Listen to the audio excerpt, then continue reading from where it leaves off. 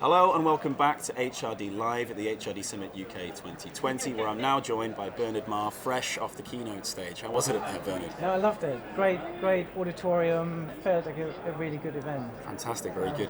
So for those of us who aren't lucky enough to be in there today, what were you sharing with the audiences at the summit?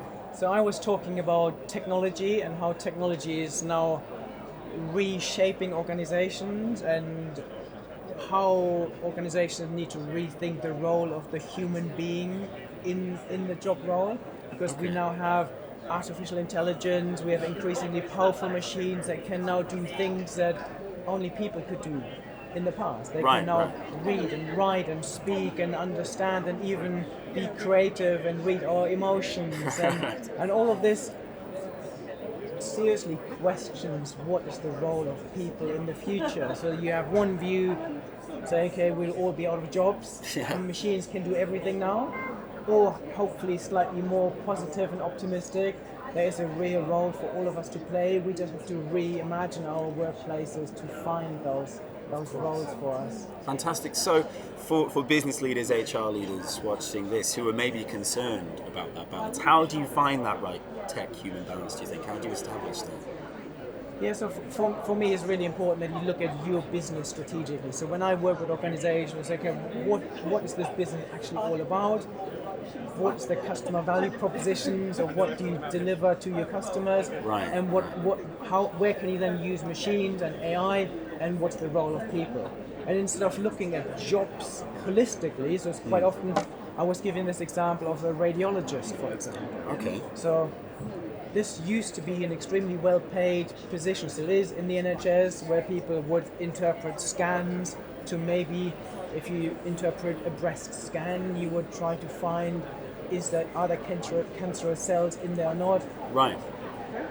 This is now something AI can do. So modern scanners come with this ability to do the scan completely autonomously, identify any potential early stage cancer cells. So you think, what's the role of a radiologist in the future? Right. So at the same time, I think we have to be really honest with ourselves. Does this radiologist really want to spend 7 hours a day interpreting scans? Or if they had the choice, would they spend more time on patient, on working with patients to come up with personalized treatment plans? Would they spend more time on doing research to further the field of radiology? Of course. My guess is they would want to do more patient contact and work with them and do more research. And hopefully this is the role of them in the future. On the flip side of that, I mean, you look at something like recruitment, for example. AI can do things now in terms of recruiting people into business, mapping faces and things during interviews, telling if people are lying, whatever that might be.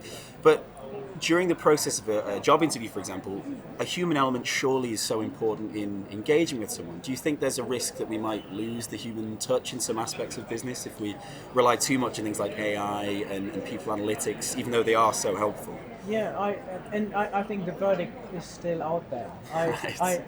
One of the examples I gave in my keynote is Unilever, that now uses AI in their recruitment. So robots will scan your CV, you will then play a few online games, but then even the interview is done over a video link using your smartphone, and on the other side is a robot. Okay. So that will understand what you're saying, it will interpret your facial expressions, it will measure things like your confidence, your emotions, and so on. What is interesting is that so far, people have responded quite positively, because even candidates who've gone through this process now say that what they loved is that afterwards they got some really constructive feedback. So in the past, Unilever gets 1.8 million job applications. They haven't got time to write feedback to every individual. AIs can. So I see.